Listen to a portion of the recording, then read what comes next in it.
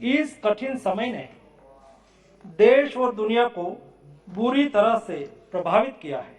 दुनिया का कोई भी ऐसा देश या नागरिक नहीं होगा जिसे कोरोना ने प्रत्यक्ष या अप्रत्यक्ष रूप से प्रभावित ना किया हो। कोरोना के इस मुश्किल समय में प्रधानमंत्री श्री मोदी जी के दूरदर्शी नेतृत्व में देश के हमारे स्वास्थ्य कर्मी, फ्रंटलाइनर वर्कर्स, वैज्ञानिक, युवाओं एवं उद्यमियों का तथा देश के प्रत्येक नागरिक के सहयोग से देश ने कोरोना के खिलाफ इस लड़ाई को लड़ा है, जिससे मुश्किल समय में देश की शक्ति और एकजुटता का परिचय भी दुनिया के सामने हम रख पाए हैं। मैं सदन के संज्ञान में लाना चाहूंगा कि आज जब हम इस विषय पर गहन चर्चा कर रहे हैं, तब WHO ने सार्वजनिक किए आंकड़ों के मुताबिक कोरोना के 26 करोड़ से ज्यादा केस दुनिया भर में रजिस्टर हुए हैं और 52 लाख से ज्यादा लोगों ने अपनी जान गंवाया है, जो 1.99% मृत्यु दर को दर्शाता है। भारत में भी 3.46 करोड़ कोरोना के केस आए हैं और 4.69 लाख लोगों का निधन हुआ है, जो कुल मामलों का 1.36% है। भारत में पर मिलियन आबादी पर करीब 25,000 कोविड के केस और 340 मृत्यु दर देश में दर्ज हुई है, जो कि दुनिया में सबसे कम रेट में से एक है। मोदी सरकार की शुरुआत से ही हमारे कमजोर हेल्थ इंफ्रास्ट्रक्चर को ठीक करने पर तेजी से काम चल रहा है, लेकिन कोरोना काल की शुरुआत से ही यह बात सर्वविदित थी कि देश का हेल्थ इंफ्रास्ट्रक्चर इस लड़ाई को लड़ने की जरूरत की अपेक्षा कितना कमजोर है।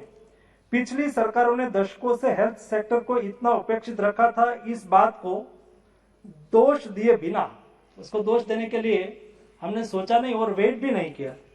भारत सरकार ने विविध परिणामों पर काम करना शुरू कर दिया।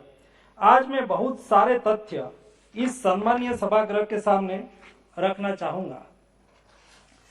इन 2 साल में प्रधानमंत्री श्री मोदी जी के नेतृत्व में जिस तरीके से निर्णय लिए गए और कार्य हुआ, यह दर्शाता है कि मोदी जी की सरकार पावर से नहीं बट विल पावर से काम कर रही है। कोविड की शुरुआती दौर में राज्यों को पीपीई किट, N95 मास्क, जरूरी दवाएं, वेंटिलेटर जैसी चीजों की जरूरत थी। राज्यों ने केंद्र से मांग की और सरकार ने राज्यों को करीब सब इस वक्त स्थिति ये थी कि राज्य के पास सुविधा नहीं थी और यहाँ कई सम्मानित सदस्यों ने प्रश्न उठाया कि ये केंद्र सरकार की जिम्मेवारी है, ये राज्य सरकार की जिम्मेवारी है। कई ने कहा कि ये राज्य ने इस सेंट्रल को करना चाहिए था, किसी ने कहा कि स्टेट सब्जेक्ट है लेकिन सेंट्रल की जिम्मेवारी है, सारा देश की जिम्मेवारी है माननीय अध्यक्ष महोदय। और सभी लोगों को ये जिम्मेदारी भारत सरकार की है कि स्टेट को और संभव मदद करे। और मदद करने के लिए हमने क्या किया, कोविड की शुरुआती दौर में राज्यों को पीपीई किट, N95 मास्क, जरूरी दवाएं, वेंटिलेटर जैसी चीज की जरूरत थी। राज्यों ने केंद्र से मांग की और सरकार ने राज्यों को करीब 4.5 करोड़ N95 मास्क स्टेट को उपलब्ध कराया। 17.5 करोड़ से ज्यादा पीपीई किट भारत सरकार ने राज्य को उपलब्ध कराया। माननीय अध्यक्ष महोदय, कल वेंटिलेटर पर बहुत बात चली और कहा कि वेंटिलेटर ठीक नहीं है, वेंटिलेटर पीएम केयर से बिगड़ा हुआ मिला, उसका उपयोग नहीं हो पाया। माननीय अध्यक्ष महोदय, ये राजनीति करने का प्लेटफॉर्म नहीं है और नहीं हमें करनी है, लेकिन जब सदन में प्रश्न उठा तो मेरी जिम्मेवारी बनती है कि मैं इस सदन के माध्यम से देश को भी बताऊं, और इसलिए हम भी नहीं कर, बिल्कुल नहीं करूंगा। बताना मैं यस अधीर रंजन जी, माननीय अध्यक्ष महोदय, अधीर रंजन जी को प्रश्न पूछने का अधिकार है। मेरी जिम्मेवारी है कि सरकार ने क्या किया वो सदन को और राष्ट्र को बताना। मैं नम्रता से आपको बताना चाहता हूं कि देश में आजादी के बाद 2 साल पहले तक हमारी जरूरत भी कम थी। मैं ऐसा नहीं कहता हूं, नहीं थी जरूरत वेंटिलेटर की। उस वक्त तो 16,000 वेंटिलेटर हमारे देश में कुल मिला के थे, और 16,000 वेंटिलेटर को कैसे मैनेज किया जाए, इतना मैन पावर थे, हमारी रिक्वायरमेंट थी। समय के साथ फर्स्ट वेव, सेकंड वेव में उसकी डिमांड बढ़ी, और ये बढ़ती हुई डिमांड को एक्सपर्ट कमेटी ने एनालाइज किया। एनालाइज करने के बाद 75,000 अधिक वेंटिलेटर की आवश्यकता है, ऐसा एक्सपर्ट कमेटी ने अपना ओपिनियन दिया। ये ओपिनियन के आधार पर कुल मिला के भारत सरकार ने 58,000 बराबर समझिए, सदन के माध्यम से मैं देश को बताना चाहता हूं कि 58,000 वेंटिलेटर का ऑर्डर दिया। उसमें से भी 97% वो भारत सरकार की बड़ी कंपनी को दिया गया, और भारत सरकार की ये कंपनी थी भारत इलेक्ट्रॉनिक लिमिटेड, भारत सरकार का पीएसयू, और आंध्रा मेडटेक जोन। ये दोनों भारत सरकार की बड़ी कंपनी, और उसमें 97% ये दोनों कंपनी को ही दिया गया। आगे मैं बताना चाहूंगा, उसमें से 50,200 वेंटिलेटर डिलीवर किया गया, स्टेट को डिलीवर किया गया। 70% यहाँ कई सम्मानित सदस्य बोले, मेरा आग्रह है कि कभी स्टेट को भी पूछा करिए। उसमें से 48,000 वेंटिलेटर इंस्टॉल किया गया, 48,000 वेंटिलेटर इंस्टॉल किया गया। और जैसी बात यहां शुरू हुई और सेकंड वेव के बाद पॉलिटिक्स शुरू हुआ, तो हमने भी अलर्टता से एक काम किया। जिस स्टेट में हमने वेंटिलेटर दिया, ये स्टेट में वेंटिलेटर इंस्टॉल हो जाए, वेंटिलेटर लग जाए। यहाँ ये भी क्वेश्चन आया कि ये वेंटिलेटर चलाने के लिए ट्रेन मैन पावर नहीं थे। ये ट्रेन मैन पावर भी उपलब्ध हो, और एमए कंपनी को ही ये जिम्मेवारी दी कि आपको वहां इंस्टॉल करना है। हॉस्पिटल के लोग ट्रेन नहीं होंगे, उसको ट्रेन करना है, ट्रेन करके उसका सर्टिफिकेट लेना है। और आज तक हम, जब तक राज्यों ने ट्रेनिंग के लिए भेजा, तब तक हमने ट्रेनिंग देना शुरू रखा, वहां भी ट्रेनिंग दिया। वहां ट्रेनिंग नहीं, हॉस्पिटल लेवल पर ट्रेनिंग नहीं लिया, उसको ऑनलाइन ट्रेनिंग दिया।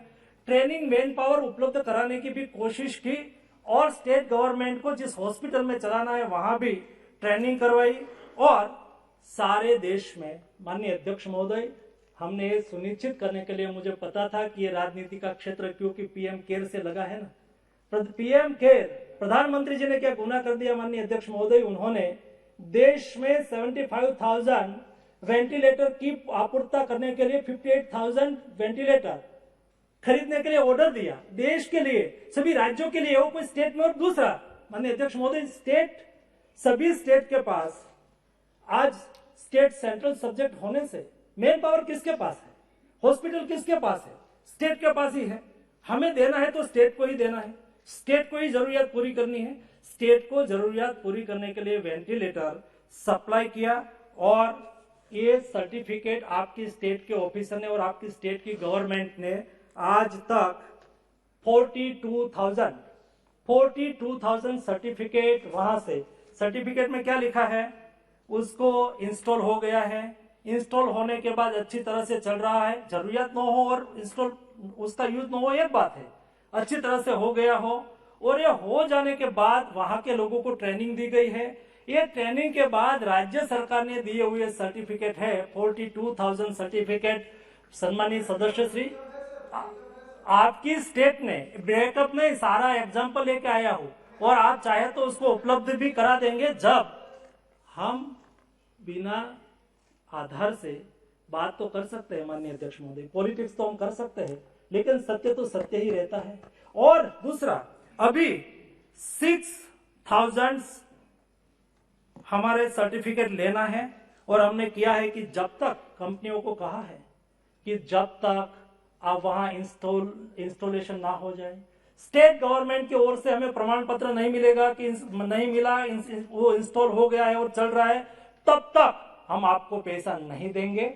ऐसा कंपनी ने हमें पहले से ही बोल के रखा है, ये एग्रीमेंट का एक पार्ट है। और ऐसा करके सभी हॉस्पिटल में आज वेंटिलेटर फंक्शनल स्थिति में है और चल रहे, ऐसा राज्य सरकार ने हमें रिपोर्ट दिया है।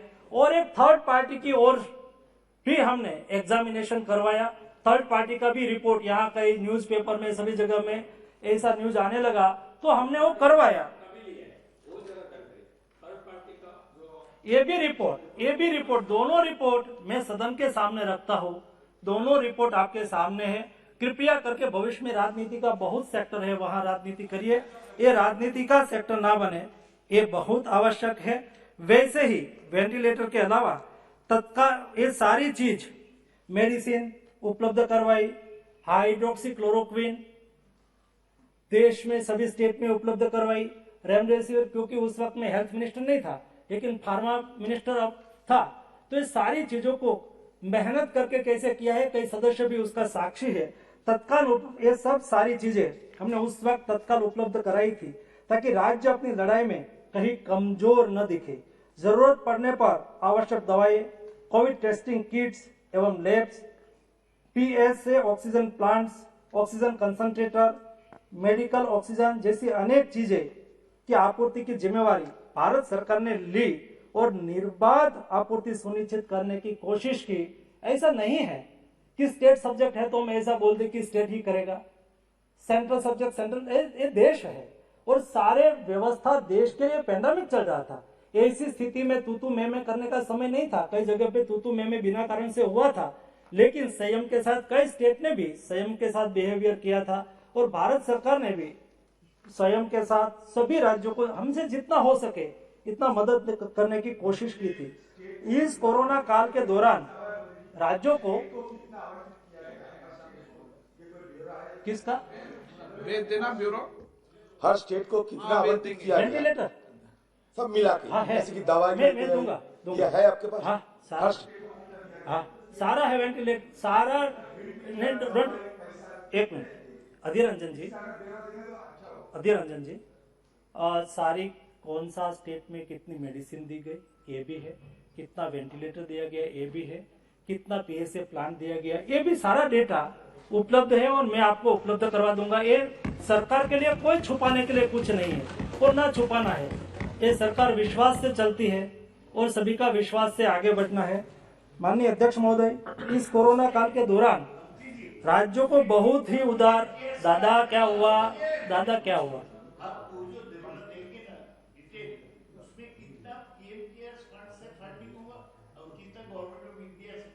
ये भी दीजिएगा, सारे से दादा को सब उपलब्ध पीएम केयर्स के बारे में I हम लोग को regard कुछ you, पता नहीं चलता। I regard you. I submit to all type of information. इस कोरोना काल के दौरान राज्यों को बहुत जो आ गया दादा इंफॉर्मेशन आ गई। इस कोरोना काल के दौरान राज्यों को बहुत ही उदार तरीके से बड़े मन से भारत सरकार ने आर्थिक धनराशि उपलब्ध कराई। पहले वेव के दरमियान ECRP 1, बाद में ECRP 2 और SDRF से कोविड के लिए खर्च करने की अनुमति देकर राज्यों को 70,240 करोड़ रुपए से अधिक राशि राज्यों को उपलब्ध करवाई।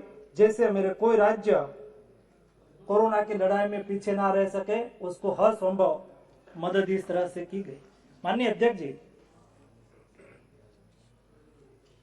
मैं आपके माध्यम से सदन को यह बताना चाहता हूं कि देश में कोरोना संक्रमण का पहला मामला कैसे उसको यहाँ ऐसा ऑब्जर्वेशन हुआ कि सरकार समय पे जागी नहीं, सरकार ने समय पे काम एक्शन नहीं लिया। कैसे एक्शन लिया था मैं भूतकाल में नहीं पढ़ना चाहूंगा, अधीर रंजन जी ने कहा कि उसमें मत जाओ, मैं नहीं जाऊंगा, लेकिन हमने क्या किया है यह मैं बताना चाहता हूं कि मैं आपके माध्यम से सदन को बता दिया, पहले बताया, प्रारंभ में बता दिया। आपने जितना ये किया, सभी राज्यों ने जो भी मुझे माहिती, मैं तो फैसिलिटेटेड, बात का जवाब स्टेट गवर्नमेंट हमें इंफॉर्मेशन दे, मैं तुरंत ही पार्लियामेंट के फ्लोर पर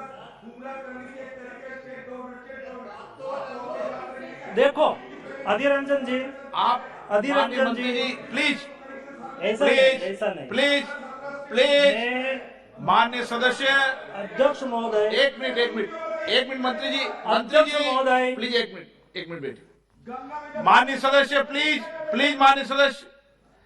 माननीय सदस्यगण, कल आपको पर्याप्त अवसर मिल गया था बात करने का। अभी माननीय मंत्री जी को जवाब देने दें, उनको डिस्टरबेंस न करें।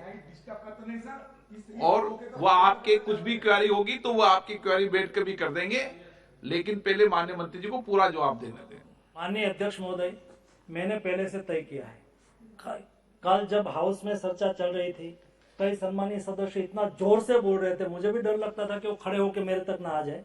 मैंने तय किया कि ये विषय विनम्रता का है, ये विषय मेरे लिए हार्ट का विषय है। ये विषय राजनीति का विषय नहीं हमारी सरकार के लिए था कभी, नहीं हमारे प्रधानमंत्री के लिए था कभी। ये विषय मदद करने का विषय क्या किया है मैं बता रहा हूँ, इसलिए मैं जोर से नहीं बोल रहा हूँ। मैं वो बोल रहा हूँ। प्लीज और दूसरा क्या अधीर रंजन जी आज सरकार तेजी में है क्या? नहीं, आप जहां मैं माने अध्यक्ष जी, कल ऐसी टिप्पणी हुई, सरकार सोती रही, सरकार ने कुछ किया नहीं, सरकार ने टाइम पे नहीं किया। मैं उसका रिप्लाई दे रहा हूं कि मैं आपके माध्यम से सदन को यह बताना चाहता हूं कि देश में कोरोना का संक्रमण का पहला मामला 13 जनवरी 2020 को केरल में आया था, केरल में हिबी जी।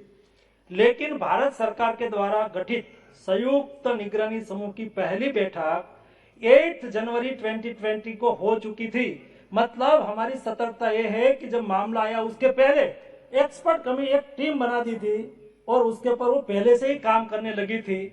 हम सोते नहीं थे, हम जागते थे, इसलिए देश को बहुत फायदा हुआ है। माननीय अध्यक्ष महोदय, ये हमारा प्रयास की सफलता है। माननीय प्रधानमंत्री जी के मार्गदर्शन में मई 2020 में प्रधान वैज्ञानिक सलाहकार की अध्यक्षता में देश के भीतर वैक्सीन और डायग्नोस्टिक का विकास और उत्पादन हो, इसके लिए टास्क फोर्स का गठन किया गया। पहले संयुक्त निगरानी ग्रुप बनाया, बाद में टास्क फोर्स का गठन किया गया और उसके बाद वैक्सीन बनाने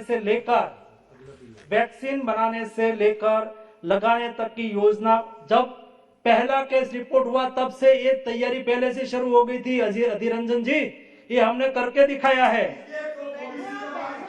और मैं बताऊंगा, वैक्सीन बनाने से लेकर लगाने तक की योजना बनाने के लिए national expert group on vaccine administration for कोविड-19 नेकवाक का गठन अगस्त 2020 में किया गया जा चुका था। ये सब हमने प्रोएक्टिव जो क्या मेजर लिया था मैं बता रहा हूँ। भारत सरकार ने दिसंबर 2020 में, मेरे जो ऑब्जर्वेशन ही करना था तो मैं पढ़ता नहीं, मैं भाषण करता हूँ और अच्छा भाषण करता हूँ। भारत सरकार ने दिसंबर 2020 में देश में रही विविध मंत्रालयों की प्रयोगशालाओं को एक प्लेटफॉर्म पर लाकर Indian SARS-CoV-2 genomics consortium INSACOG बनाया और देश की 37 प्रयोगशाला एक प्लेटफॉर्म पर लाई गई और जो जीनोम सीक्वेंसिंग पर लगातार काम कर रही है। ये प्रयोगशालाएं अभी तक 1,18,000 से भी ज्यादा सैंपल का जीनोमिक सीक्वेंसिस कर चुकी है और उनकी रिपोर्ट मैं बताता हूं, उसका भी रिप्लाई आपको अवश्य दूंगा। सॉरी चेयरमैन साहब, इनकी रिपोर्ट उसमें बहुत ख्याल, एक मुश्किल ये होता है कि इंफॉर्मेशन होने से रह नहीं सकते अध्यक्ष जी, उसमें ये होता है। और जीनोमिक सीक्वेंसेस कर चुके और इनकी रिपोर्ट राज्यों को, रिसर्च इंस्टीट्यूट को आगे की रणनीति बनाने के लिए उपलब्ध करवाई जा रही है। शुरुआत के चरण में जीनोमिक सीक्वेंसेस का समय 30 डे जीनोमिक सीक्वेंसेस के समय लगता था। आज हम 30 घंटे में जीनोम सीक्वेंसिंग कर सकते हैं। इतनी ताकत हमारे वैज्ञानिकों के आधार पर, भरोसा पर हमने प्राप्त कर ली है, जिससे जिले तक कौन सा वेरिएंट अस्तित्व में है वह मिल रही है। और अगर वायरस में म्यूटेशन होकर नया वेरिएंट आता है तो भी हमें समय से पता चलेगा। यह कैपेसिटी हमने विकसित आज के दिन में देश ने कर ली है। इससे पता चलता है कि भारत सरकार कितनी अग्रिम कार्यवाही कर रही है। ये आपके माध्यम से मैं हाउस को बताना चाहता हूँ। दूसरा, हमारा हर प्रयास विश्वास, पारदर्शिता और प्रामाणिकता से हुआ है।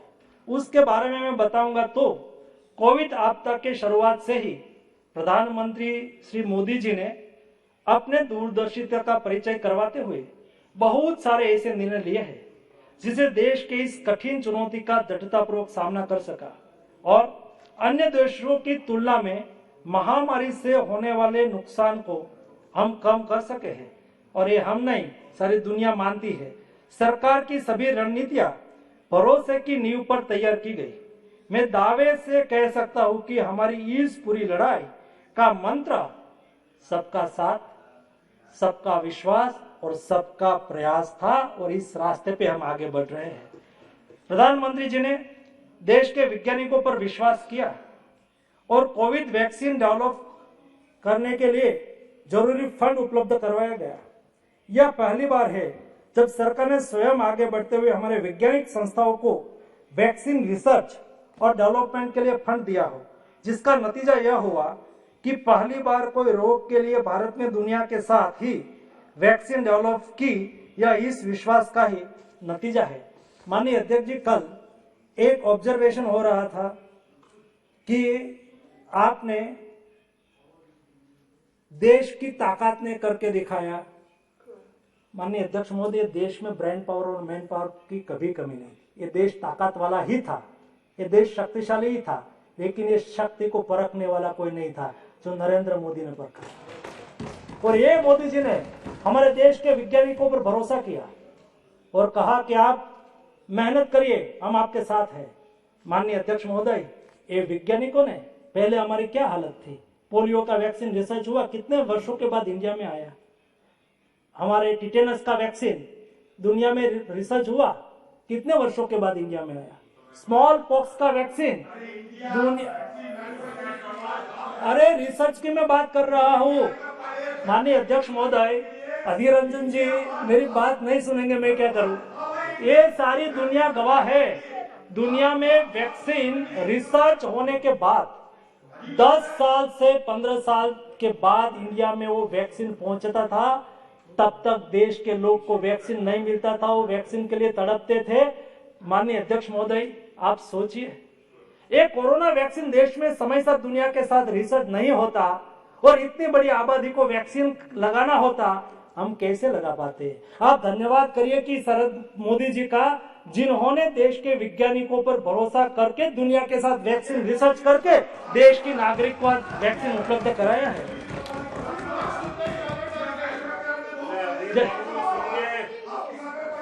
और माननीय अध्यक्ष महोदय, माननीय अध्यक्ष महोदय, जैसे कि आप सभी जानते हैं, दुनिया के सबसे पहला कोविड वैक्सीन का डोज, सच्चाई बता रहा हूं, मैंने ना नहीं कहा। अध्यक्ष महोदय, अधीर रंजन जी को कुछ करिए, ऐसा नहीं चलता। मैं ये बोल रहा हूं, लेकिन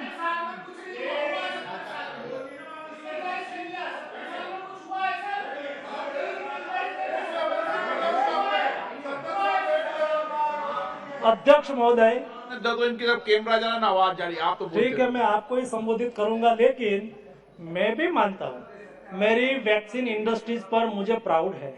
हम दुनिया की रिक्वायरमेंट का 70% वैक्सीन इंडिया सप्लाई करता है, लेकिन रिसर्च तो हमने ही किया और हमारे समय में ही हुआ और हमने ही कोविड का वैक्सीन करके दुनिया को दिया। और दूसरा, अध्यक्ष महोदय, पूर्ण रूप से भारत के वैज्ञानिकों द्वारा विकसित की गई कोरोना की 2 वैक्सीन, कोवैक्सीन और जाइकोव-डी एवं टेक्नोलॉजी ट्रांसफर से भारत के वैज्ञानिक द्वारा विकसित कोविशील्ड को इमरजेंसी यूज ऑथराइजेशन मिला। माननीय अध्यक्ष महोदय, उसके मैं नहीं रह पा रहा हूँ, क्या करूँ। ये समय में ऐसा था कोई वैक्सीन का रिसर्च करता था ना, उसको अप्रूवल के लिए तीन साल लगता था, 3 इयर्स, और कोई यहाँ रिसर्च ही नहीं करता था। ये हमने सारा नियम को हटा दिया और एक ही साल में वैक्सीन रिसर्च करके देश को दे दे, ये सुविधा भारत सरकार मोदी जी ने करके दिया है। अधीर रंजन जी, आप जरा, और सर्वप्रथम कोरोना काल के पूर्व Bharat N95 mask, PPE kit, ventilator जैसी कई चीजें इंपोर्ट कर रहा था, लेकिन मोदी जी ने देश की युवा शक्ति पर विश्वास किया, जिसके कारण इन सभी चीजों में भारत बड़ा निर्यात बन चुका है आज के देश में। कोविड-19 प्रबंधन के लिए जरूरी निर्णय लेने में तेजी लाने के लिए क्या किया पूछ रहे थे ना, मैं बता रहा हूँ क्या क्या किया और क्या करना चाहिए। आपको भी इस संज्ञान में रहे कि कैसे ऐसे पैंडेमिक के सामने लड़ना चाहिए।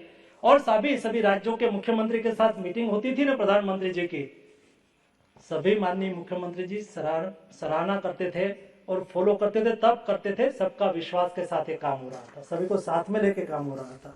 और इसलिए देखो, निर्णय लेने में तेजी लाने के लिए 10 एम्पावर्ड ग्रुप का गठन किया गया था। आपातकालीन प्रबंधन योजना की रणनीति के लिए एक ग्रुप, इमरजेंसी रिस्पांस कैपेबिलिटी दूसरा group, augmenting human resources and capacity building तीसरा ग्रुप, ऑक्सीजन चौथा ग्रुप, वैक्सीनेशन पांचवा ग्रुप, टेस्टिंग छठा group, partnership 7th group, 8th group सूचना संचार और सार्वजनिक भागीदारी, आर्थिक और कल्याणकारी उपाय कैसे करना है उसके लिए एक ग्रुप, और 10वां group pandemic response and coordination. कल सुप्रिया जी बहुत अच्छा बोल रही थी, वो उल्लेख कर रही थी अपने स्टेट में ऑफिसरों ने कैसे काम किया। दोस्तों, हमने भी हमारे देश के सशक्त ऑफिसरों पर भरोसा किया और उसके नेतृत्व में एक ग्रुप बनाया और एक ग्रुप ने अपने मेहनत से काम किया और एक कोरोना क्राइसिस में लड़ने में देश को सशक्त बनाया। माननीय अध्यक्ष जी, इस कोविड काल के दौरान देश के बहुत सारे राज्यों के मुख्यमंत्रियों और स्वास्थ्य मंत्रियों से नियमित रूप से मेरी बात होती रही। कोविड की दूसरी लहर जब, एक ऐसा स्टेट का नाम तो नहीं बोलूंगा, लेकिन एक घटना है इसलिए मुझे लगा कि सामने बोल दूं, जब सेकंड वेव पीक पर थी उस दौरान भी मैं केमिकल्स फर्टिलाइजर मंत्री था और फार्मास्यूटिकल इसी मंत्रालय में आता है। दवाई की जरूरत को लेकर मुझे राज्यों से फोन आते थे। एक विपक्षी दल की सरकार वाले राज्य के स्वास्थ्य मंत्री, नाम बोलूंगा तो फिर डांट लगाएंगे, नहीं वो डांट लगाएंगे उसको बिना कारण से, राज्यों के स्वास्थ्य मंत्री राज्य की जरूरत की पूर्ति के लिए मुझे नियमित फोन करते थे। हमारा थोड़ा परिचय भी हो गया।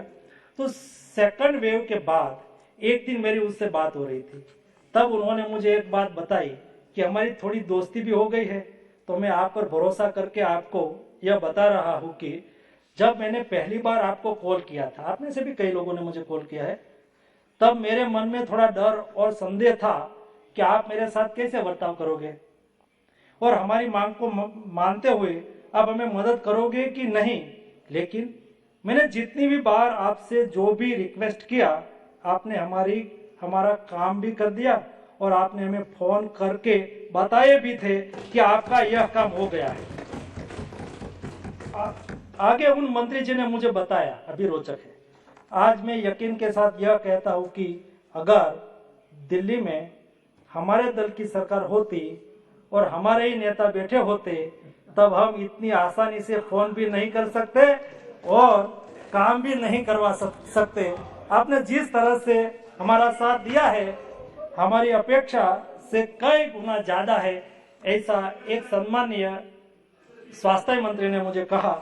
माननीय अध्यक्ष जी, मैं यह बात आज इस सदन के सामने इसलिए रख रहा हूं कि सरकार ने किस तरीके से कोविड के दौरान राज्यों के साथ मिलकर काम किया है, उसका यह एक प्रमाण है। प्रधानमंत्री श्री मोदी जी ने हमें हर वक्त एक ही मार्गदर्शन दिया है। प्रधानमंत्री जी ने ये कहते हैं कि जो हाउस में नहीं है उसका नाम नहीं बोलना चाहिए। हर बार साहब मैं यहाँ सुनता हूँ कि जो हाउस में नहीं है उसका नाम नहीं बोलना चाहिए, तो मैं नहीं बोला।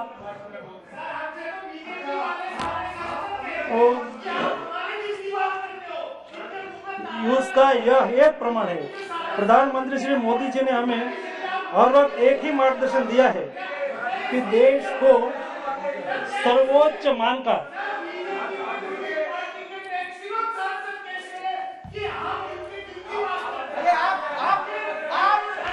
माननीय अध्यक्ष महोदय,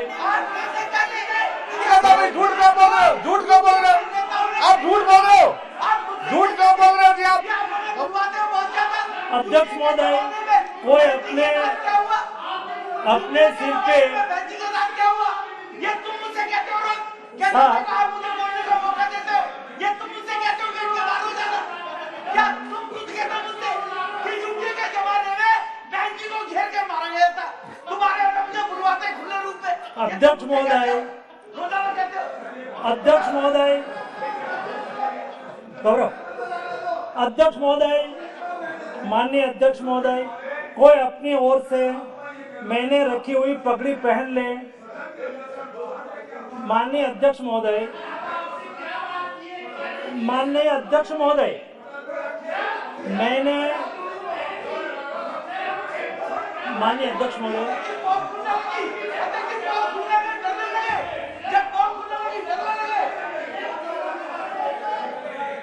माननीय अध्यक्ष महोदय, कोई मैंने तो सिर पे रखने वाली पगड़ी, माननीय अध्यक्ष महोदय, मैंने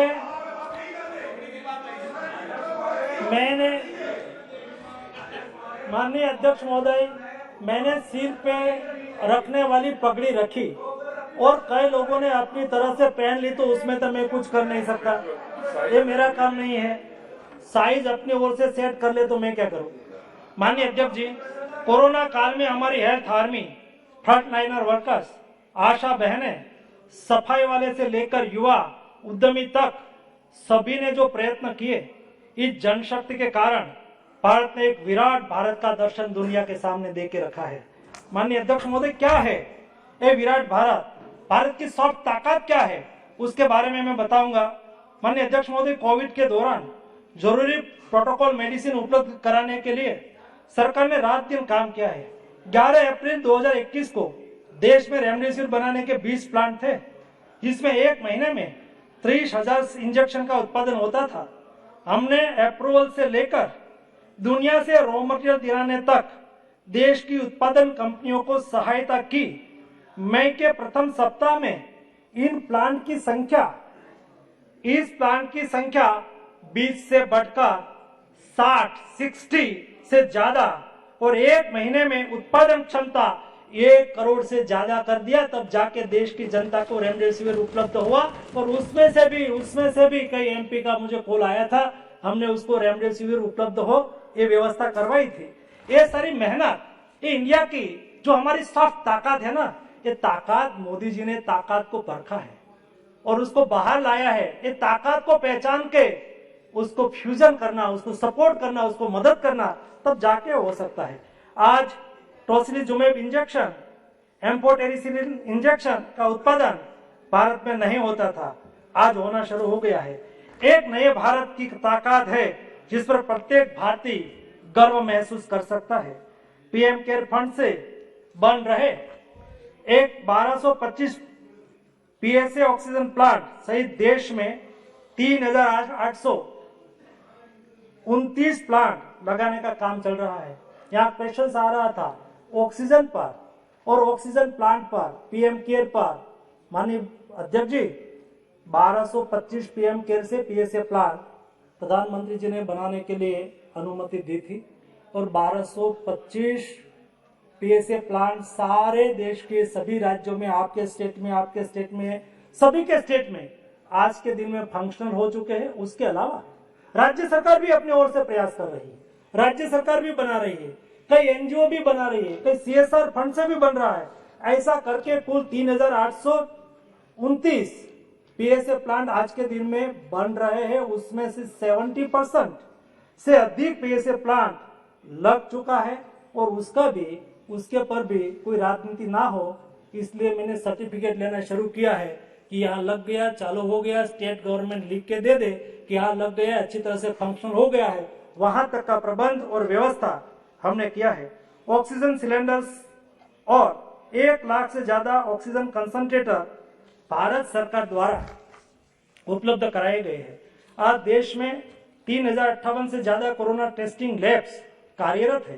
प्रत्येक दिन की कैपेसिटी 20 लाख टेस्ट से ज्यादा है। देश में 168 RT-PCR और 52 रैपिड एंटीजन किट अप्रूव किए गए हैं, जिसमें से आधे से ज्यादा R&D भारत में ही हुआ है। ये हमारी सब ताकत है, ये हमारा वैज्ञानिकों की ताकत है।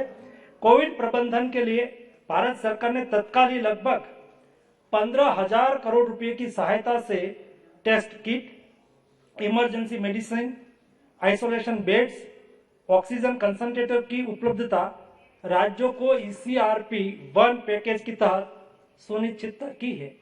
EPRC 1 पैकेज स्टेट को दिया गया था, जैसे स्टेट एम्पावर हो, स्टेट सशक्त हो और अपने यहाँ कोरोना क्राइसिस के सामने वो ताकत से लड़ सके। सेंट्रल गवर्नमेंट स्टेट को हर संभव जो भी आवश्यकता हुई वो मदद की। देश में 4,500 से ज्यादा कोविड डेडिकेटेड हॉस्पिटल उपलब्ध हुई। 9,300 से ज्यादा कोविड हेल्थ सेंटर बनाया गया। 9,800 से ज्यादा कोविड सेंटर का निर्माण इस समय में किया गया। 5 लाख ऑक्सीजन सपोर्ट बेड और 18 लाख से ज्यादा आइसोलेशन बेड और करीब 1,40,000 ICU बेड आज तक देश में उपलब्ध हो चुका है। ये देश की ताकत है और प्रधानमंत्री जी का इनिशिएटिव है। जुलाई 2021 में ECRP 2 पैकेज देते हुए एक कोविड सेकंड वेव चले जाने के बाद राज्य को फिर से सशक्त करने के लिए 23,000 करोड़ रुपीस दिया गया। उसका क्या काम है, उसमें से क्या क्या करना है, सभी स्टेट में हो रहा है। आपके डिस्ट्रिक्ट में, आपके लोकसभा क्षेत्र में भी कोई न कोई काम उसमें होता होगा। आप कृपया करके उसको देखिए, तो काम भी आसानी से होगा, सहयोग भी होगा और फायदा भी होगा। लेकिन होगा क्या माननीय अध्यक्ष महोदय, आज बाद में मैं बोलता हूं, फिर नई बात पर आ जाऊंगा। जिसमें से 800 से अधिक जुलाई 2021 में ECRP सेकंड पैकेज देते हुए राज्यों को 23,000 करोड़ रुपए से ज्यादा की धनराशि उपलब्ध कराई गई, जिसमें 800 से अधिक पीडियाट्रिक यूनिट, प्रत्येक राज्य में कम से कम एक पीडियाट्रिक सेंटर ऑफ एक्सलेंस के हिसाब से 42 सेंटर, 23,000 से ज्यादा ICU बेड, सेमी अर्बन और रूरल तक पहुंचने के लिए 8,000 से ज्यादा प्री फैब्रिकेटेड स्ट्रक्चर, जिससे 75,000 से ज्यादा ऑक्सीजन बेड बनेंगे। 50 और 100 बेड वाले 200 से ज्यादा फील्ड हॉस्पिटल, प्रत्येक जिले में कम से कम एक ऐसी 10,000 लीटर से ज्यादा कैपेसिटी वाले liquid medical oxygen storage tank, एक 10,000 लीटर से ज्यादा कैपेसिटी वाली स्टोरेज टैंक हर डिस्ट्रिक्ट को बनाना है। आप आपके स्टेट गवर्नमेंट के साथ बातचीत कर सकते हो कि पैकेज के माध्यम से आपके लोकसभा क्षेत्र में, आपके डिस्ट्रिक्ट में हुआ कि नहीं। जो हो रहा हो तो मेरी आपसे प्रार्थना है कि आप एक बार जाके उसकी विजिट भी करें, देखेंगे भी। और उसके अलावा हमने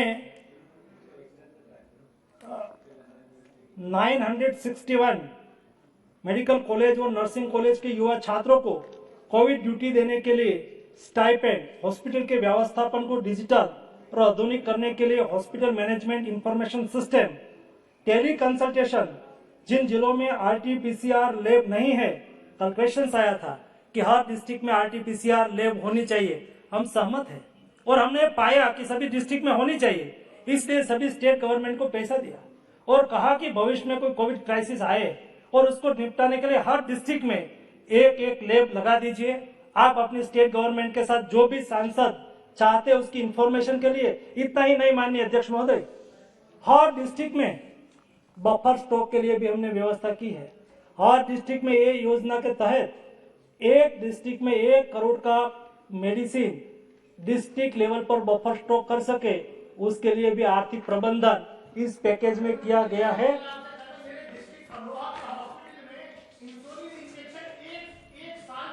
और दूसरा ये व्यवस्था ये व्यवस्था हमने सारे स्टेट के लिए किया और भविष्य में हमने कोविड क्राइसिस आगे बढ़े तो उसको कैसे निपटाना है।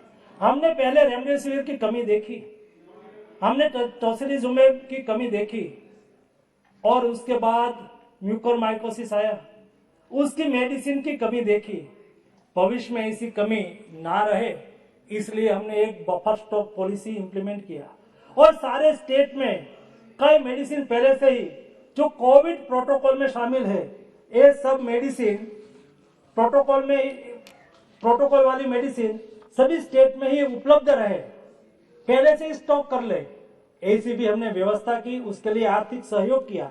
एनॉक्सापेरिन 40 आज सभी स्टेट के पास पड़ी हुई मेडिसिन है। जब कोई सर्ज हुआ तो उसको दिक्कत न हो, तुरंत ये मेडिसिन का उपयोग कर सके, इसलिए 35 लाख इंजेक्शन आज उपलब्ध है।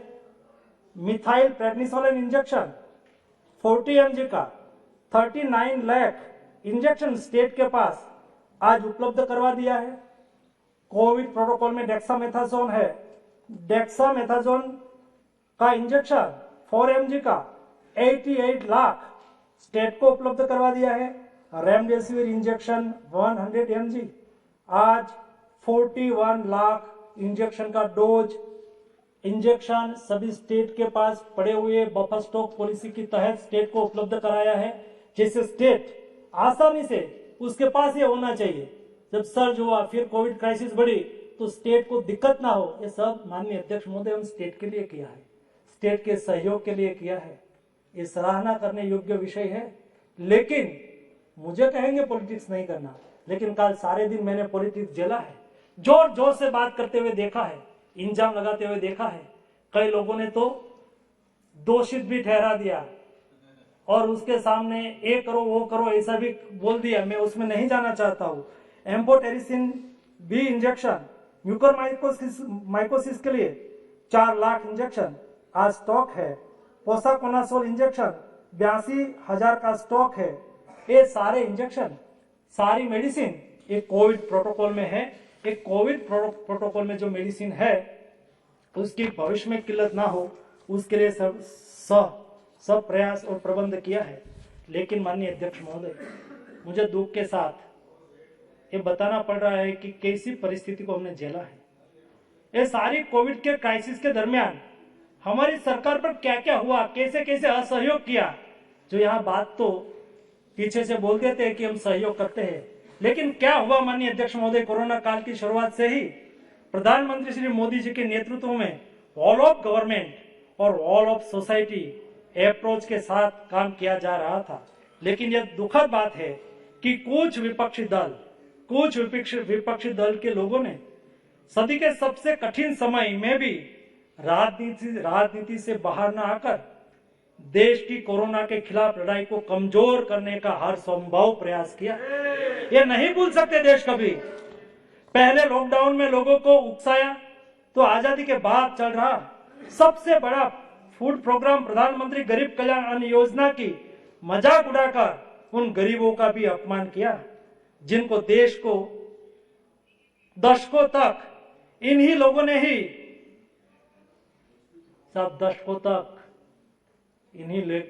ही एक गरीब को गरीब रखा था। जब वैक्सीन का अप्रूवल हुआ तब भारत में बनी वैक्सीन होने के कारण, मेरे देश के वैज्ञानिकों ने बनाई थी ना, भारत में रिसर्च हुआ था और देश में बनी वैक्सीन होने के कारण उस पर सवाल उठाए। जब वैक्सीनेशन ड्राइव शुरू हुआ तब लोगों को गुमराह करने के लिए प्रयास किया, वैक्सीन न लेने के लिए डराया गया। सब वैक्सीन हमें भरोसा करना होता है हमारे वैज्ञानिकों पर। हमारे वैज्ञानिकों ने उसको प्रूव किया और पॉलिटिक्स ने उसको डराने की कोशिश की। कई लोगों द्वारा कोरोना की शुरुआत में से ही पीएम ने क्यों नहीं लिया, अच्छी होती तो पीएम ले लेते।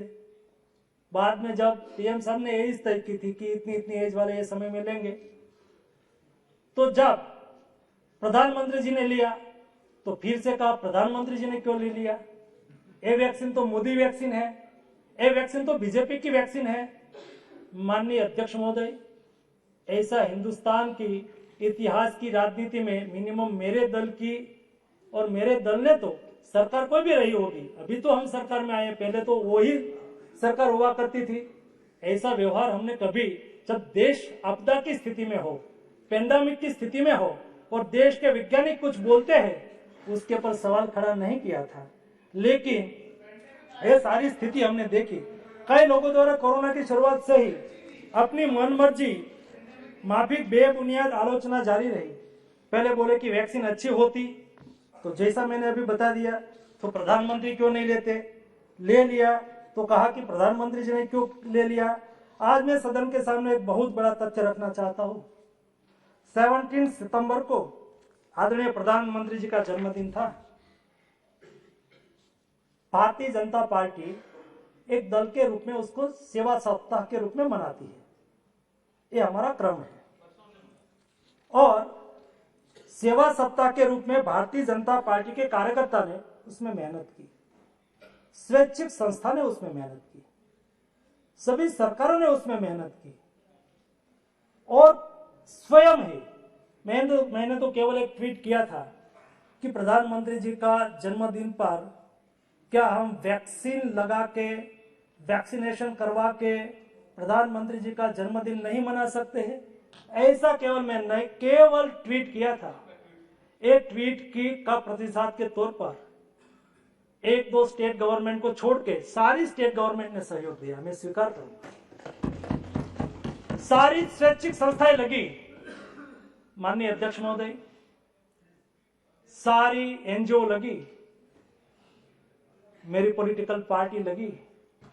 कई लोगों ने तो रात को 12 बजे के बाद 1 बजे नेक्स्ट डे हो जाता है, 17 हो जाता है सुबह में 1 बजे, तो तब से रेलवे स्टेशन पर जाके, बस स्टेशन पर जाके, सार्वजनिक स्थल पर जाके वैक्सीनेशन ड्राइव करना शुरू किया। सारे हमारा हेल्थ कर्मियों ने उसको सहयोग किया।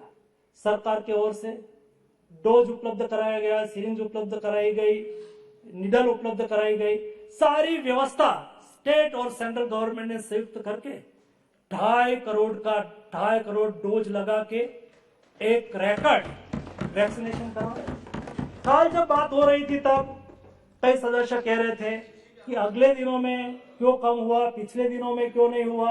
एवरेज आप देख लीजिए, रिकॉर्ड 60 से 17 लाख डोज एवरेज होता था, और पहले और बाद में भी वही एवरेज से डोज लगते रहे।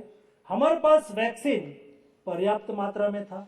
जिन्होंने मांगा, ये सभी लोगों ने, हमने वैक्सीन उपलब्ध कराया, और ये वैक्सीन सभी लोगों ने लगवाया, सभी लोगों ने प्रयास किया, तो 2.5 करोड़ एक रिकॉर्ड वैक्सीनेशन हम कर सके।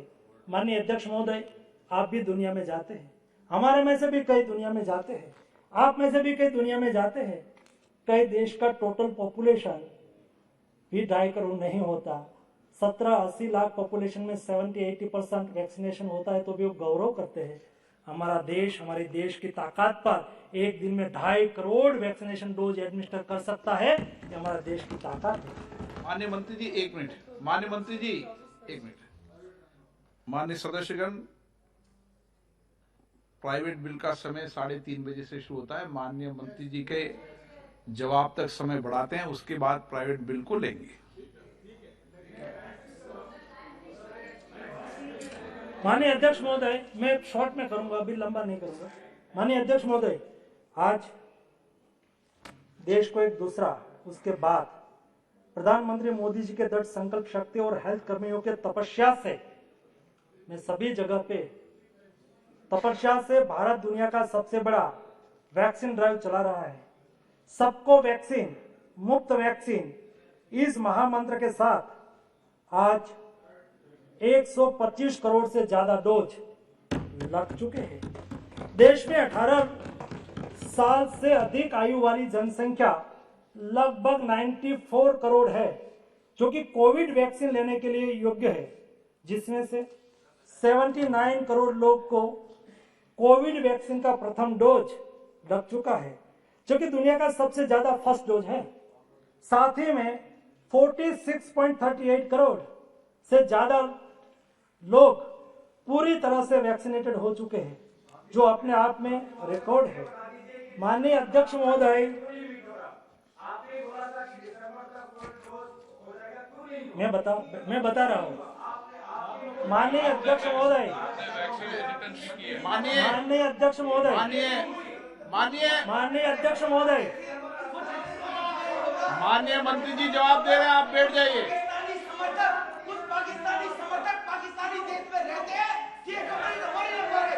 ये बंदूक अच्छी माननीय अध्यक्ष महोदय, सरकारी लोगों को, कुछ पाकिस्तानी समर्थक खुद बैठ के देश में रहते हैं, और नहीं लगवा रहे। माननीय अध्यक्ष महोदय, आज हमारे गोगाई जी ने, गौरव गोगाई जी ने जो कहा है, तो मैं बता देता हूँ। हमने कहा था कि हम देश में दिसंबर के पहले पर्याप्त मात्रा में वैक्सीन उपलब्ध करा देंगे। आज फर्स्ट डोज 85% एडमिनिस्टर हो गया, सेकंड डोज 50% एडमिनिस्टर हो गया। और माननीय अध्यक्ष महोदय, मैं बहन राणा को अभी अभिनंदन, एक मिनट में, अभी मैं करंट बोल रहा हूँ भाई। हर मिनट में आंकड़ा बदलता है मेरा भाई, मैं बता रहा हूँ, मेरे पर भरोसा करो। मैं मेरी बहन को याद इसलिए कर रहा हूँ, कल उन्होंने एक अच्छी बात कही थी और मैं उल्लेख करूंगा। मेरा काम है राज्यों को वैक्सीन उपलब्ध करा देना। सभी 80 इयर्स एबव के लोगों को सेकंड डोज लग जाए, वो देखने के लिए सारा प्रयास करने की जिम्मेवारी भारत सरकार की है। आज हमने 125 करोड़ डोज एडमिनिस्टर कर दिया, 22 करोड़ डोज सब स्टेट के पास पड़े हुए हैं। कल बहन ने बहुत अच्छी बात कही थी कि हमारी भी जिम्मेवारी है। गौरव जी, आपके लोकसभा क्षेत्र में 100% करवा दो, देश में हो जाएगा। आपके लोकसभा क्षेत्र में 100% किसकी जिम्मेवारी है? नहीं, किसकी जिम्मेवारी है? माननीय अध्यक्ष महोदय, ये किसकी जिम्मेवारी? हमारी नहीं है। ये एक जनप्रतिनिधि के रूप में आपकी जिम्मेवारी नहीं है। हम सब सांसद, माननीय अध्यक्ष महोदय, मुझे तो करना है, सभी के लिए वैक्सीन रेडी है। मुझे 100% करना है, उसके लिए वैक्सीन 22 करोड़ है, 35 करोड़ चाहिए, 10 करोड़ यही महीने में हम दे देंगे, नवंबर में ही, दिसंबर में नहीं। लगाने की जिम्मेवारी ले लो अपने अपने स्टेट में, अपने अपने लोकसभा क्षेत्र में। ज्यादा बात की बात है। मैं तो चाहता हूं कि हम प्रयास करें अपने लोकसभा क्षेत्र में वैक्सीनेशन करने के लिए। बिना कारण से बातचीत करते रहना, कब डोज उपलब्ध होंगे, कब वैक्सीनेशन होगा। आज 22 करोड़ डोज पड़ा हुआ है। क्यों बार-बार उठ जाते हैं? बैठ जाइए। बार-बार उठ जाना तरीका ठीक नहीं है आपका, बैठ जाइए। मैं माननीय अध्यक्ष महोदय, मैं मेहताब जी ने कल एक क्वेश्चन राइज किया था और मेहताब जी ने कहा था कि मेरे यहाँ वैक्सीन उपलब्ध नहीं है, ऐसा मेहताब जी ने कहा था। मैं ऑन रिकॉर्ड माननीय मेहताब जी को जवाब देना चाहूंगा कि उड़ीसा के पास 72 लाख डोज आज के दिन में पड़े हुए हैं। आप स्टेट गवर्नमेंट को पूछिए, भारत सरकार ने उसको आज अनयूज पड़े हुए हैं, उसका उपयोग करिए। आपके लोकसभा क्षेत्र में भी हमारा काम है लास्ट माइल तक पहुंचा देना, पब्लिक अवेयरनेस में सहयोग करना। अल्टीमेटली लगाना किसको है? हमारी फैमिली को लगाना है, हम सबकी। हमारे लोकसभा क्षेत्र में रहने वाले, जिसका हम हितेच्छ हुए, जिन्होंने हमें इलेक्ट करके यहाँ भेजा है, आपने वहां जाके कितनी बार प्रयास किया, जरा बताइए, ये तो बताइए।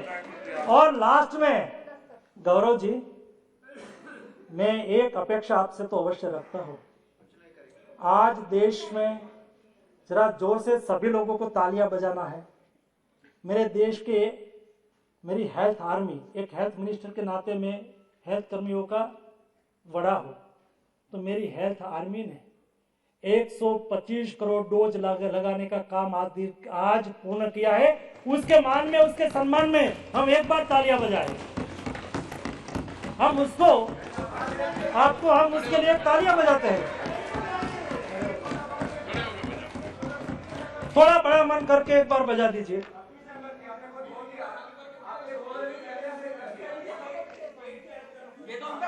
देश के सभी देश के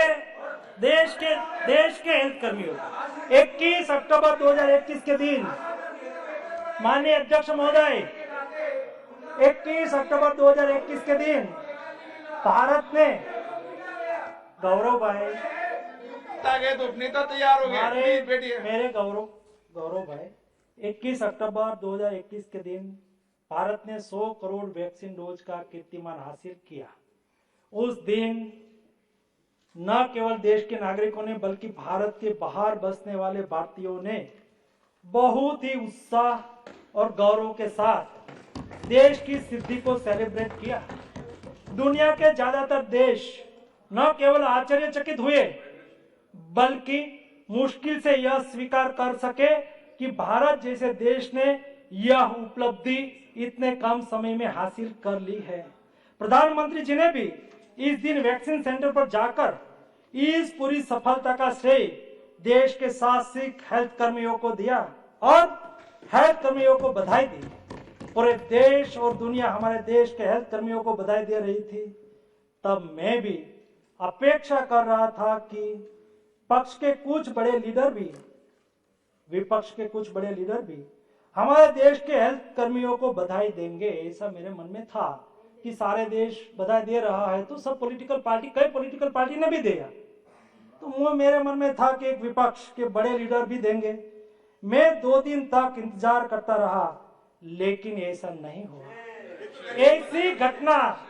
ऐसी घटना करीब करीब देश का सम्मान का विषय, स्वाभिमान का, गौरव का दिन होता है। मुझे एक विषय याद आता है, जब मुझे इस बात पर एक घटना याद आती है जब 1984 में इंडो सोवियत स्पेस प्रोग्राम के तहत भारत के अंतरिक्ष यात्री राकेश शर्मा अंतरिक्ष में गए थे। तत्कालीन प्रधानमंत्री श्री इंदिरा जी ने जब राकेश जी से बात की तब पूछा कि अंतरिक्ष से हमारा भारत कैसा दिखता है। तब राकेश शर्मा जी ने बताया था कि सारे जहां से अच्छा हिंदुस्तान हमारा। उस वक्त मैं 5वीं या 6वीं कक्षा में पढ़ता था। तब हमारे स्कूल में मिठाई बांटी थी और सब बहुत खुश थे। मैं 5वीं कक्षा में पढ़ता था, मुझे पता नहीं था कि कैसे क्या हुआ नहीं हुआ, लेकिन सब लोग खुश थे। मिठाई बटी थी। मैं ये भी नहीं समझता था कि अंतरिक्ष क्या होता है, अंतरिक्ष यात्री किसे कहते हैं। तब हम बच्चों को इतना समझ में आ रहा था कि देश में कुछ बड़ी उपलब्धि हासिल की है, इतना हम समझते थे। बस इस बात पर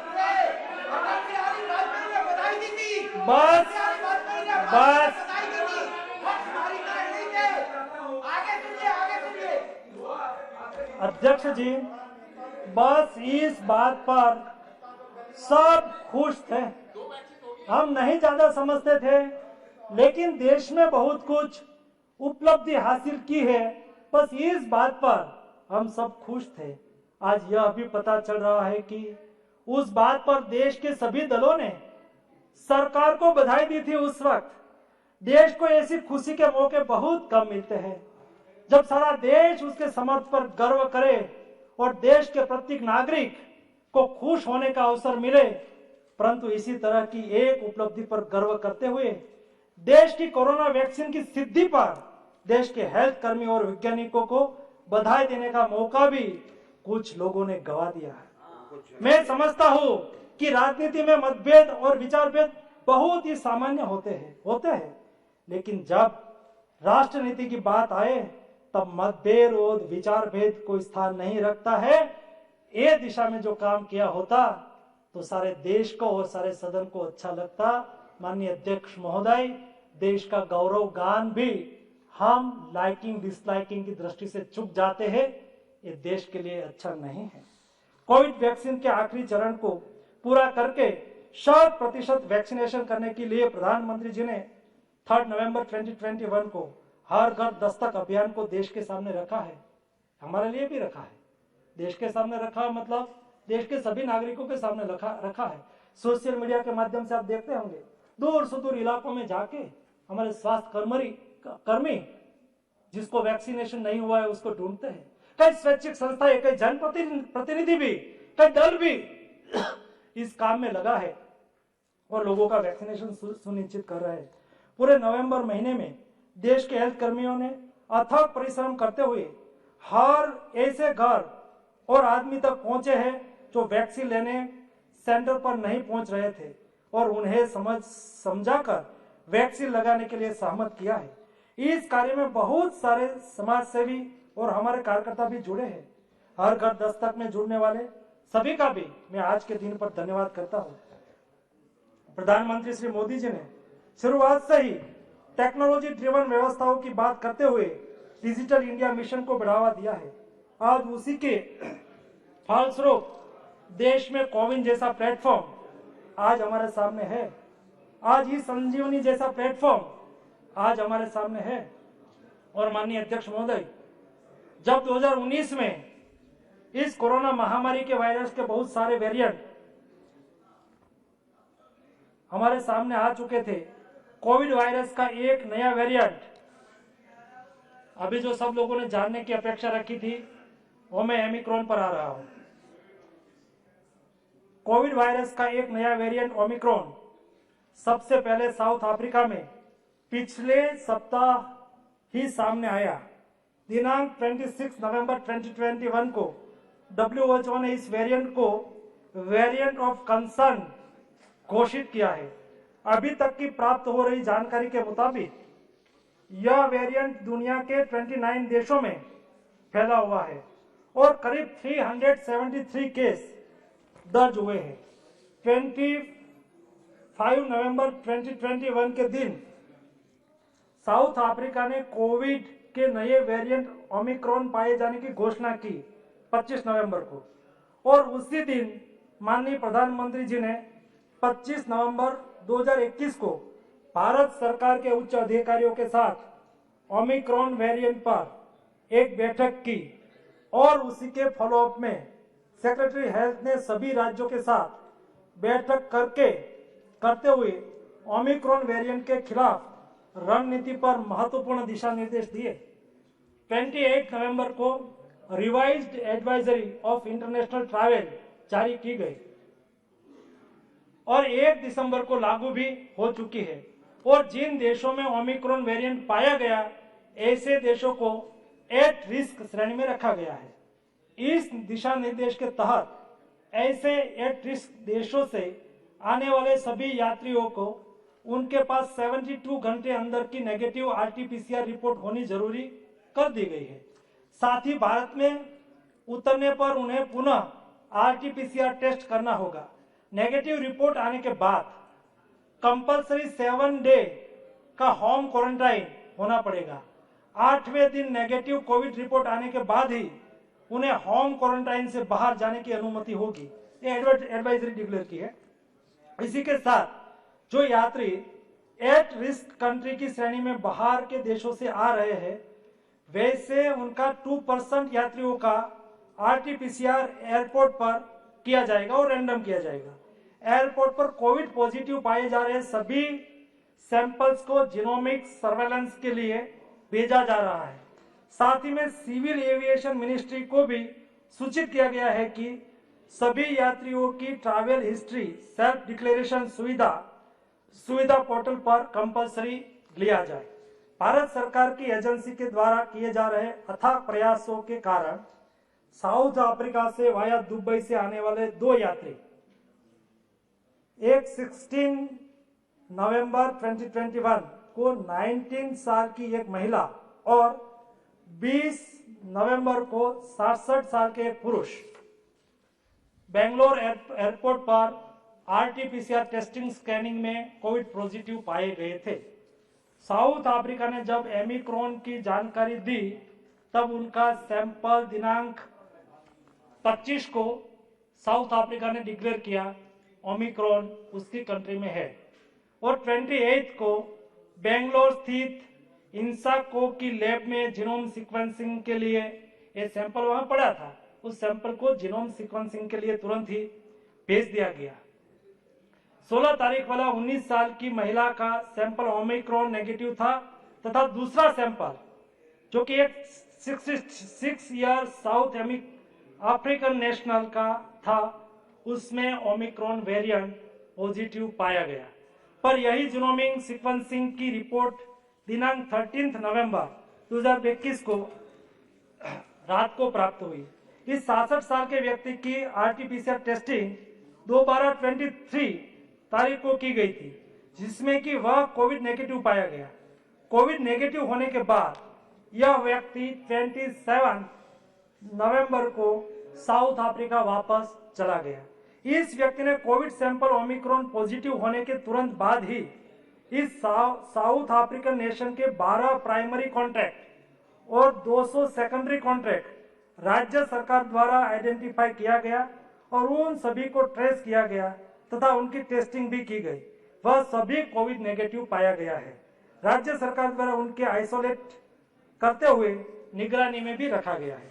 वैसे ही बेंगलोर के एक 46 साल के पुरुष, बेंगलोर के इंडियन नेशनल्स, आरटीपीसीआर टेस्टिंग 22 नवंबर को की गई थी और जीनोम सीक्वेंसिंग के लिए तारीख 26 नवंबर को उसकी रिपोर्ट भेजी गई थी। उनका भी कोविड वेरिएंट ओमिक्रॉन पाया गया है। इस व्यक्ति के संपर्क में आए 3 परिवार के सदस्य और बाकी 160 लोगों की कोविड टेस्टिंग कराई गई है, जिसमें से 5 लोग कोविड पॉजिटिव पाए गए हैं। इन सबका जीनोम सीक्वेंसिंग अभी चल रही है। भारत सरकार द्वारा राज्य सरकार को सभी आवश्यक सावधानियां बरतने की सुझाव दिया गया है ताकि इस केस के द्वारा ओमिक्रॉन वेरिएंट का संक्रमण आगे ना बढ़े। एट रिस्क कंट्री से आ रही फ्लाइट की सभी यात्रियों की आरटीपीसीआर टेस्टिंग की जा रही है। अभी तक आई कुल 58 फ्लाइट से 16,000 से अधिक यात्रियों की आरटीपीसीआर टेस्टिंग की गई है, जिसमें से 18 यात्री आरटीपीसीआर टेस्टिंग में 18 यात्री आरटीपीसीआर टेस्ट में पॉजिटिव पाए गए हैं और इन सबका जीनोम सीक्वेंसिंग चल रहा है ताकि यह सुनिश्चित किया जाए कि इनमें से कितने का वेरिएंट ओमिक्रॉन है या नहीं।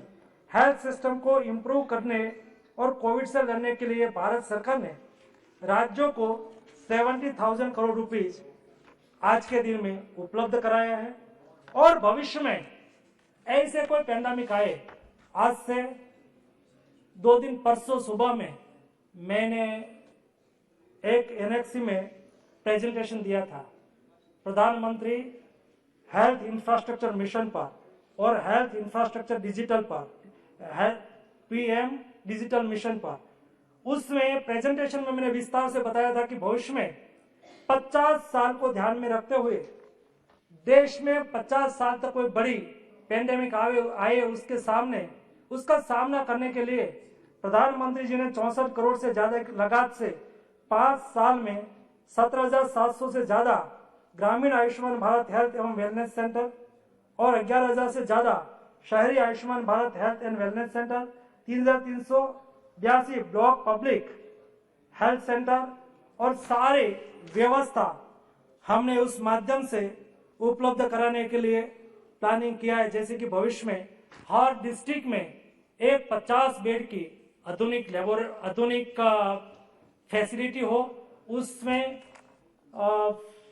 ऑक्सीजन भी हो, ऑक्सीजन की फैसिलिटी भी हो, वेंटिलेटर की फैसिलिटी भी हो।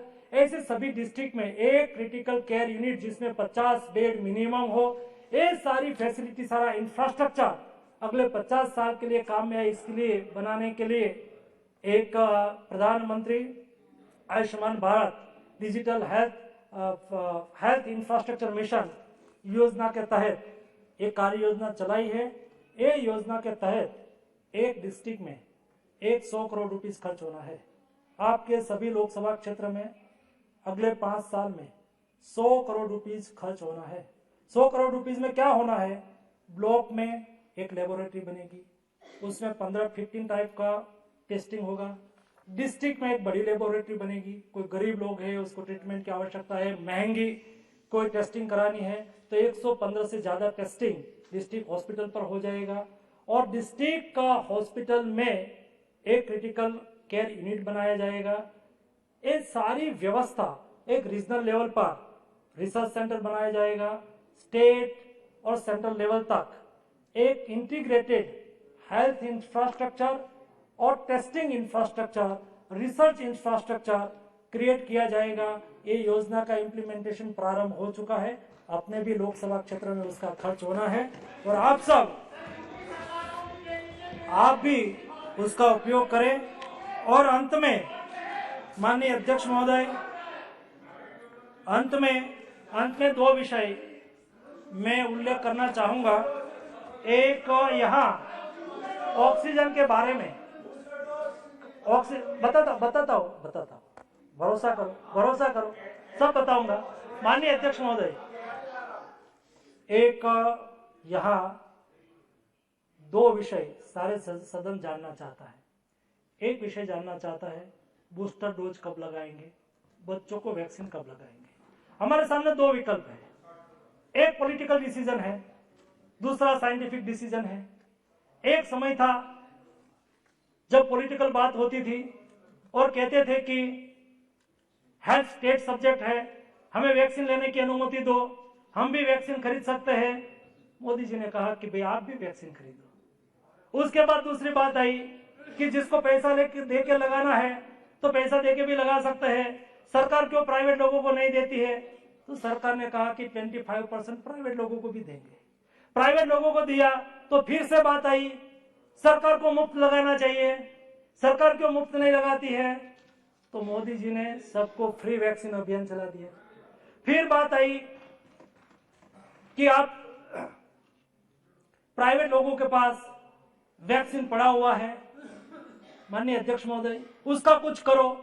तो हमने कहा भी प्राइवेट प्लेयर भी नहीं लगाए तो कोई दिक्कत नहीं। आज 97% से ज्यादा सरकार से लगा है, फ्री लगा है, मुफ्त लगा है, केवल प्राइवेट लोगों ने 3% वैक्सीन बेचा है।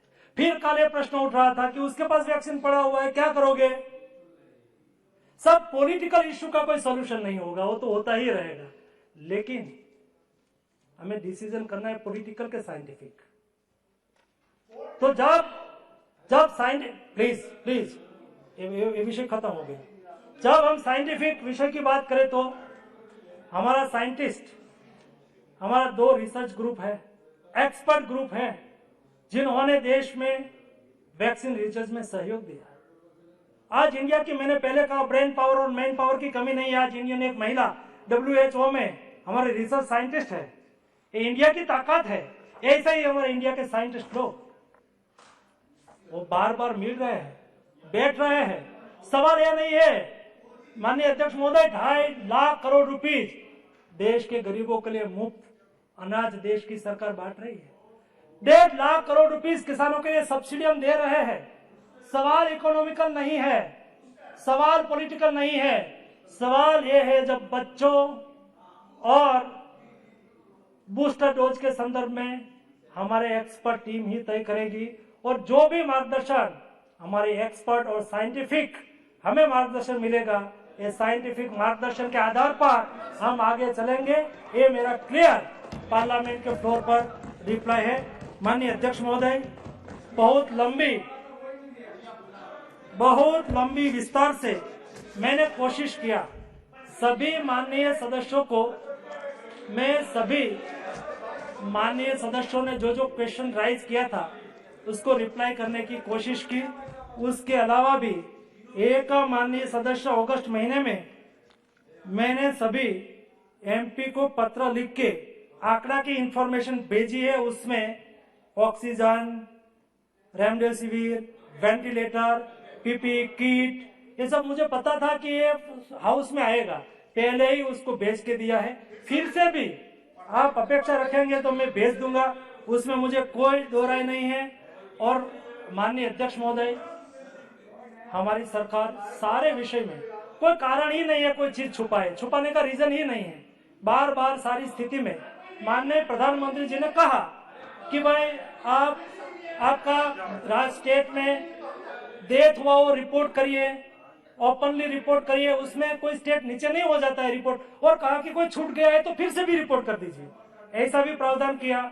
और मैंने क्वेश्चंस के रिप्लाई में भी आज सुबह में बताया कि देश में कुल मिला के, आप जब ऑक्सीजन के बारे में क्वेश्चंस कर रहे थे, 8 बार इंफॉर्मेशन मांगी है। तो माननीय अध्यक्ष महोदय, मैं अपेक्षा करता हूं कि सदन और देश के साइंटिफिक और हमारे वैज्ञानिक जो भी निर्णय करे उसके पर भरोसा करे। आप सब लोगों ने 12 घंटे तक चर्चा में भाग लिया, अच्छी तरह से भाग लिया। 1.5 घंटे तक मैंने रिप्लाई दिया, आप सब लोगों ने मुझे सुना। आप सबको मेरी ओर से हार्दिक शुभकामनाएं। मेहताब जी